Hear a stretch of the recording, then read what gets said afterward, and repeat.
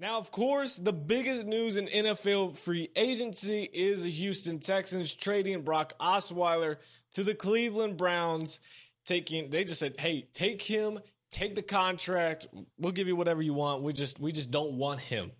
And the Browns said, you know what? We got about $100 million. So, yeah, we'll take him, and we just want your second rounder, as well as some other things. So, Brock Osweiler, he's off. He's off of the Texans' back. That terrible, probably the worst free agent signing in NFL history is now off of the Houston Texans. Of course, it will always be linked to that. But that $16 million guaranteed, that won't be. That salary cap is off. The Texans will also get the Browns' 4th round draft pick out of it. Now, while Osweiler is technically part of the Browns roster, there have been rumors and sources, of course, Twitter right now is going crazy with who has sources, that is saying that he's not going to be a part of the 2017 Cleveland Browns roster, that he will be traded or released before the season even starts, which is kind of, it's not shocking, but it just kind of, it threw me off when I first saw the news come out, started tweeting about it, that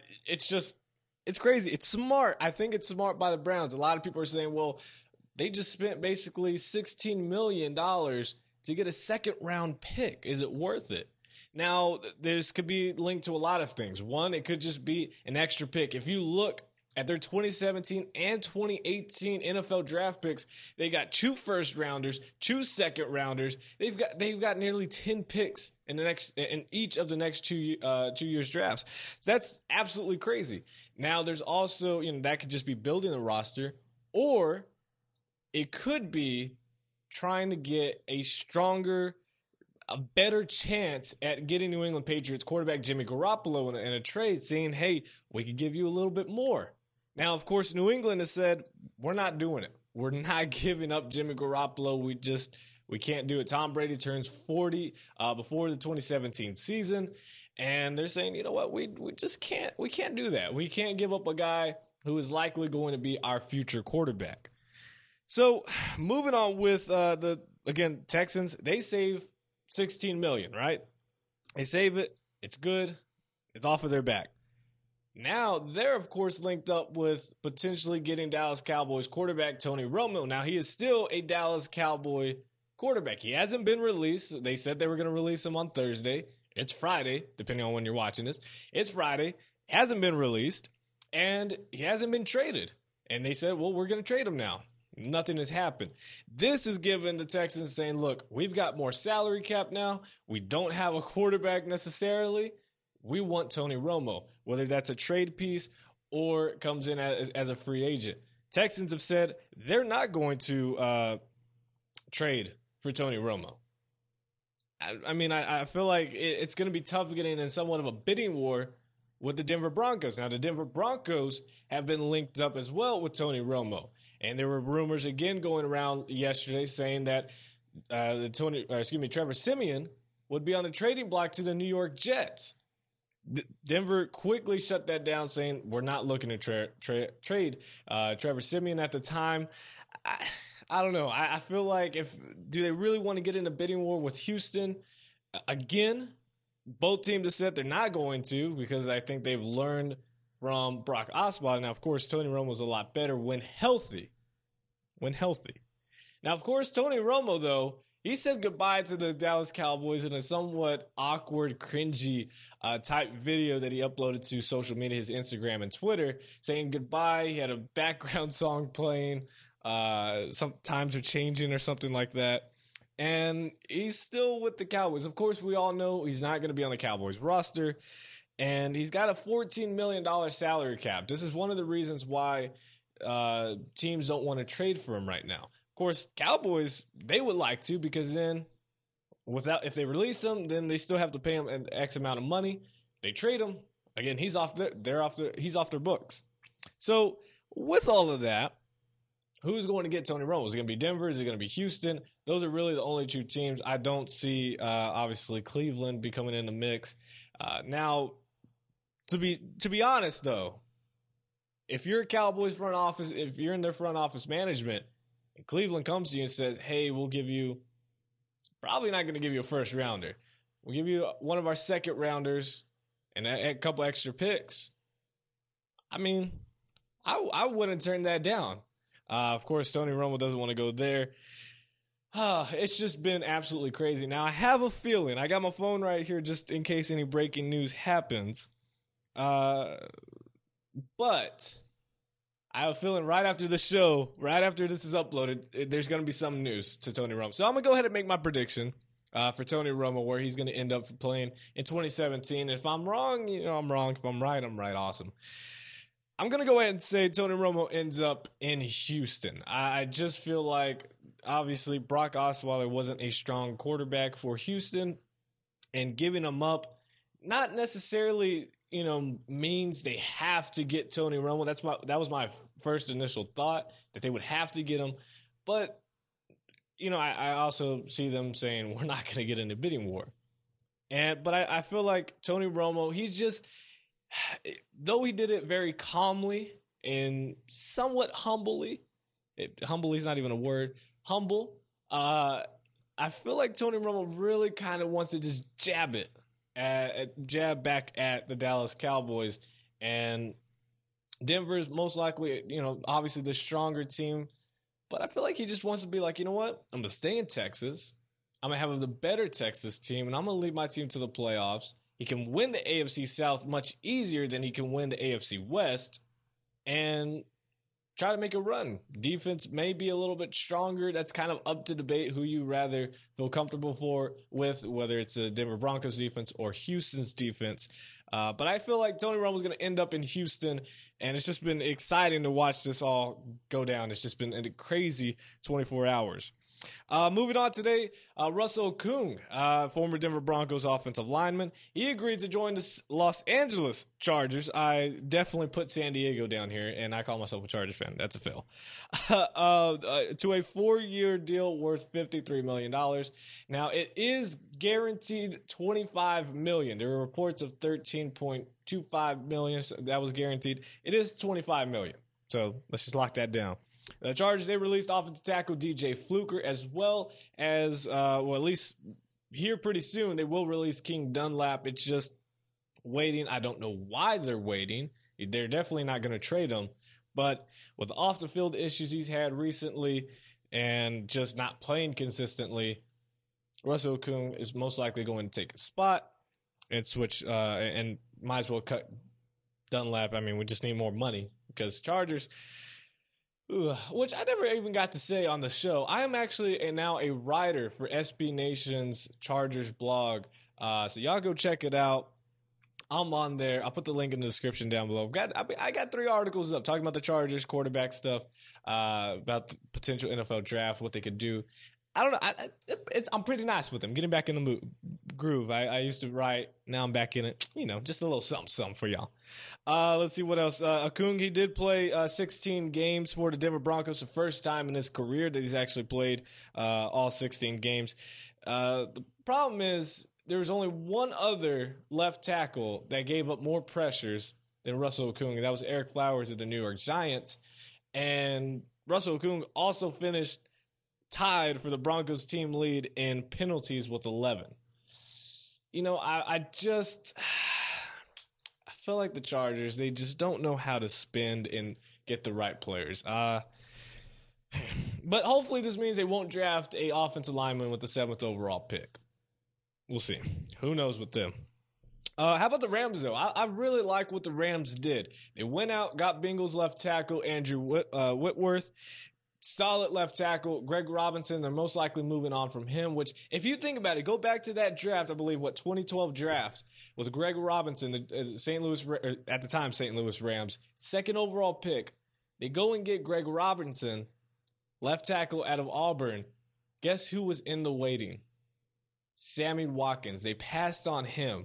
They could have had Sammy Watkins, could have gave a deep threat along with Tavon Austin.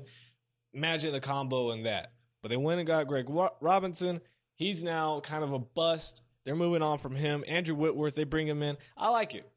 Pro Bowl guy, past 3 years, or at least he's gone to the Pro Bowl 3 times. He's 35, but for the past 11 years with the Cincinnati Bengals, he's done an amazing job. They gave him a solid contract. Then they go and get Aaron Murray, quarterback. He's coming in as a third-string quarterback, as Sean Mannion will be the backup to Jared Goff. I like this. I like this a lot. Aaron Murray, I still kind of give hope for him. I think he's learned a lot in Kansas City. He also spent time with two other ball clubs. But you bring him back. He played at Georgia with Todd Gurley. Maybe it just pushes the competition a little bit more. And I think that's what the Rams are hoping for. Obviously, they're not looking to have Aaron Murray start over Jared Goff because, that would just blow up, especially now being in Los Angeles. But I think it is a solid signing. Then, not only did they get Aaron Murray, they went and got Buffalo Bills wide receiver Robert Woods, who played at USC. So he's back in the Coliseum at least until 2019. Signed a 5-year, $39 million deal, $15 million guaranteed. Of course, that $39 million is plus incentives if he reaches it. Now, he's not, of course, Alshon Jeffrey, who was available, or Deshaun Jackson, or even Pierre Garçon. But he gives the Rams a solid option, a nice compliment to Tavon Austin. They're still searching for a number one wide receiver. Tavon's not that guy. Robert Woods won't be that guy. In this draft, it's a deep class, and this at least backs off a little bit of pressure off them for drafting a receiver maybe in the first 2 rounds. They can back off and get one later and address some other needs like the offensive line and search for another DB or so. I like the signing, though.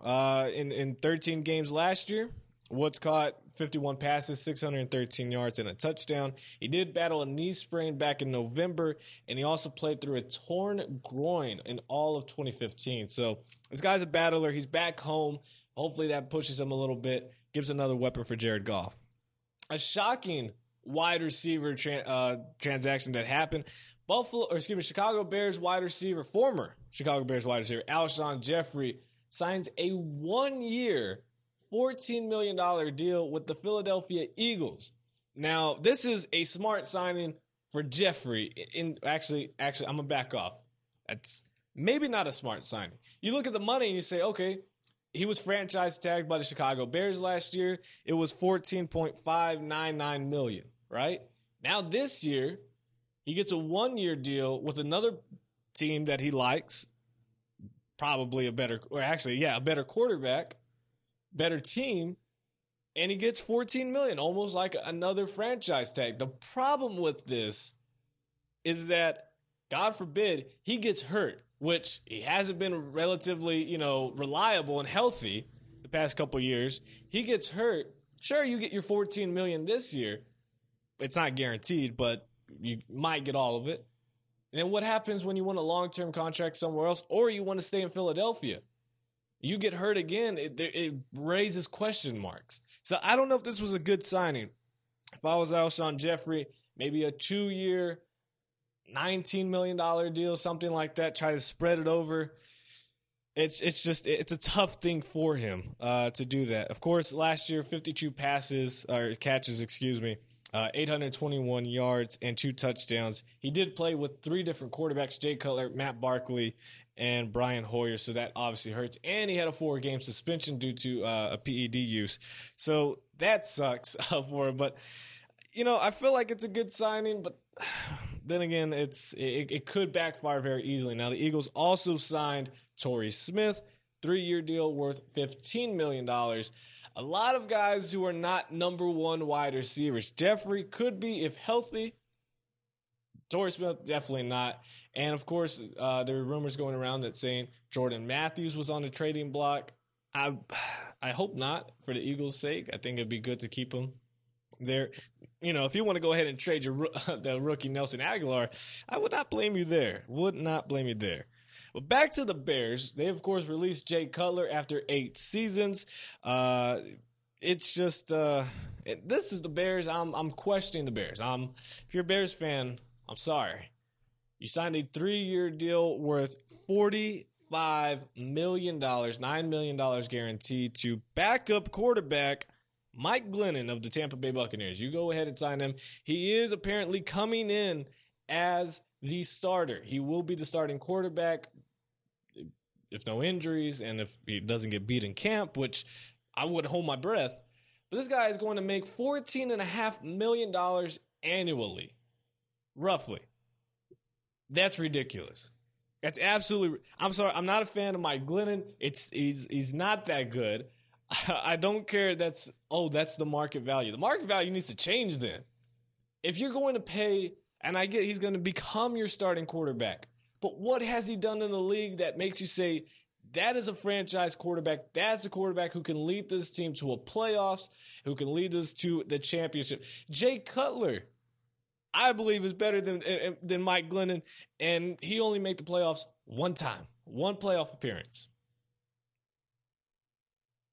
I don't understand. Back to Jay Cutler. He turns 34 years old in April next month. Played 5 games last season thanks to a thumb injury and shoulder injuries. He also suffered a torn labrum in his right throwing shoulder and underwent surgery in December. Now, he's been linked with the New York Jets, possibly going there. They're waiting to see. It looks like they really want Trevor Siemian. Whether that trade actually goes down, depending on the Tony Romo. There's just a lot of factors that are going on into this. The thing that hurt Cutler, and I know Cutler is the butt of a lot of jokes, and people like to make fun of him, and rightfully so. I mean, when he had 29 interceptions a few years back, that's rough. And questions of him quitting on the team, not playing through injuries, certain injuries, which thumb is important on your throwing. I'm just saying. He did cycle through 6 offensive coordinators in his 8 years. I mean, not a lot of quarterbacks are going to be able to succeed. I'm not trying to make excuses for Cutler, but when you change the terminology, sometimes even the playbook, 6 times in 8 years, there's not going to be a whole lot of consistency. Obviously, there wasn't a whole lot of consistency. So, there's a lot of factors that go into Jay Cutler's failure in Chicago, but I do believe that, Jay Cutler, he'll find his way. I think he's going to end up in New York. I really do. I think it goes to the Jets. It just kind of makes sense. All the backup, or not backup, but the washed-out quarterbacks go to New York to play for the Jets. It's kind of just like a cycle, and I think it probably completes itself again. Former Washington wide receiver Deshaun Jackson got paid. Of course, we talked to Gary Kublayan, which if you haven't seen that interview, be sure to check out the full show on Spreaker and iHeartRadio and iTunes as well, the Short Sports Show. He trained Deshaun Jackson since he was 8 years old. Now, Deshaun Jackson, he got paid. It was if I could get it right here, I believe 3 years, $45 million, big-time deal going to the Tampa Bay Buccaneers. He replaces Vincent Jackson in a way, not obviously playing style, but in terms of just another receiver. But it's really an upgrade. Deshaun Jackson is still fast. According to NFL Next Gen stats for 2016, Jackson registered the 3rd fastest overall speed and the fastest reception time, 22.6 miles per hour on the 59-yard pass from Kirk Cousins. The guy's still quick. I had questions. I didn't think he was still quick. That obviously shows he's still got it. Of course, he's getting a little bit older now. He's going to turn 30 here pretty soon. Actually, he just turned 30 after the season ended. But he's doing good. And this also, just like what we talked about earlier with another team, with the Rams getting a wide receiver, this helps the Buccaneers say, look, it's a deep wide receiver in class. We can now back off and look at other needs, including a tight end. Imagine the Tampa Bay Buccaneers offense, right? It's already been poised to explode with crazy offensive stats with Jameis Winston and the targets that he has now, or the lack of targets that he had. Now, you throw in Deshaun Jackson. Mike Evans continues to get better. Hopefully, his hands can continue to get better. And you throw in a guy from Alabama named O.J. Howard. I'm just saying, you throw that in there, you get a 2nd-round running back. If Christian McCaffrey falls into the 2nd round, I'm not a Buccaneers fan, and I won't jump on the bandwagon, but I like them. I like watching them. That would be a fun offense. And back to that next-gen stat, actually, I forgot I had here on my notes. The only player who measured faster than Deshaun Jackson last season was a rookie wide receiver from Kansas City named Tyreek Hill, who is pretty dang fast. So, Buccaneers, they're on the up and up. They're on the up and up, and the NFC South is kind of weak right now. Of course, we had the Falcons go up there, Carolina drop down. Saints are just, who knows who the Saints are. Tampa Bay could jump up there very quickly and make a run for themselves. The New York Giants, they agreed to get wide receiver Brandon Marshall. So he just literally moves locker rooms probably. He just goes into a different locker room. That's it. He's saying 2-year deal on Wednesday. He's 32 years old, but I love this signing. I believe it's even an upgrade over Victor Cruz, who has played injured, and of course, just kind of ever since that injury in Philadelphia, he just hasn't been really the same wide receiver. Now, Brandon Marshall, he comes in as a leader, as a smart guy, both on the field and off the field, football IQ and just overall. And he comes as a mentor to Odell. Now, of course, if you don't know Brandon Marshall's story, he suffered from bipolar and as well as different multiple personalities disorder. He knows the mental issues in sports. I actually wrote a school paper on this with Brandon Marshall. And with the questions that we've seen with Odell Beckham, and I'm not saying Odell Beckham has mental issues at all, but his how he is on the field and on the sidelines and how he could get upset. Brandon Marshall comes in and he can calm him down. He can handle him. Obviously, Odell looks up to Brandon Marshall and respects Brandon Marshall, so it comes in a lot easier. And he's going to understand how to just stay focused, basically. So I love this. It's a great signing. Of course, on the football side of it, Eli Manning's 36 years old. And time's flying for him. And the thing is, that Super Bowl window is closing. And in order to get another one, it's kind of a win now type of thing. They made great signings in free agency last year, fixing up that defense. Now they got to get that offense. That offense was at the bottom of the league, 19.4 points per game. You throw a 6'4" Brandon Marshall in the red zone, and they still got to deal with Odell. They still got to throw in Sterling Shepard, who's getting better. You've got something. And now it's also a big target because Shepard and Odell, they're either 6 foot or under. I mean, they don't really have any big receivers. And Dwayne Harris, is he really a receiver, or is he more of just a special teams guy? So I love this pick, this signing for the Giants here. Brandon Marshall, good job. I like Brandon Marshall. Let's see. We only got a little bit left for the show. Cleveland Browns. We've talked about them. They've signed 2 solid offensive linemen. I love what they're doing on the offensive line. They're getting that better. Getting that offensive line better because whoever's going to protect them. Now let's just envision this. I just want a quick recap on this. Of course, the trade with the New England Patriots of Jimmy Garoppolo to the Browns, it's highly unlikely. And the Patriots, while they would love the extra picks and what they could attain for it, it doesn't make sense for the Patriots. It makes sense for the Browns. It really does. But for the Patriots, it doesn't make any sense. Because, again, Brady is 40 before the 2017 season. He doesn't have that much longer to go. Now, whether you want to say he's going to play another 5 years from now because he never gets touched, it is an argument that you could have, a debate you could have. But Brady's a smart guy. I honestly think he probably has 2 years left. And honestly, this could be his last season. I would not be shocked at all if 2017 is Tom Brady's last season in the NFL. Because he's a smart guy. He knows that all it takes is one hit. You could say, well, he never gets touched or he gets touched less than 30 times a year. It just takes one hit. It just takes one hit. No matter how well built your body is at whatever age, it takes one hit. And Brady's a smart guy. He knows that, and he's got a ton of money. He doesn't need more money. So why would the Patriots give up a quarterback for the future who we all know is good now? We all know can start in the NFL. He knows the system, and he can win with the Patriots. So why give him up?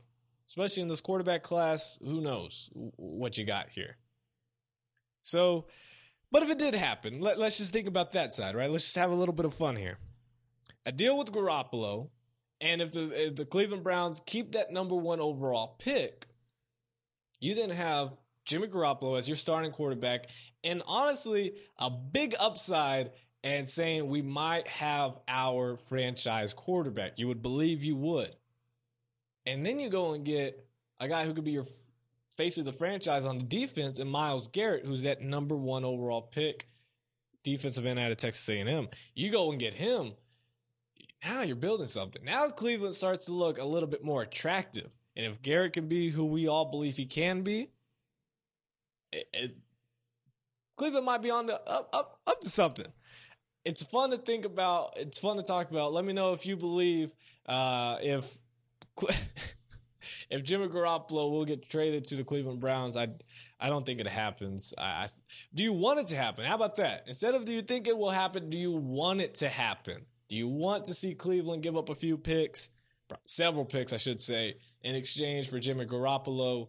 And what do you think will happen with that in that change? How would it change the NFL? Finally, last bit of news here. Suspended Oakland Raiders linebacker Aldon Smith was detained by the San Francisco police Thursday morning. The sad part about this is that he was hoping to be reinstated by the NFL this month. They were going to look at his case and talk to him and see whether they could, whether they would reinstate him. Here's the problem. He was a passenger in a car that ran into not just any car, a police cruiser. San Francisco Police Department officer told ESPN she could not confirm any names of those involved, but she said a 25-year-old female was driving and was being investigated for see if she was drunk, apparently. And then also, she said that one adult male was detained for public intoxication and should be released when he's sober. There was a third passenger who was cooperative and was released. So we all know who was Aldon Smith, the guy who was detained for public intoxication.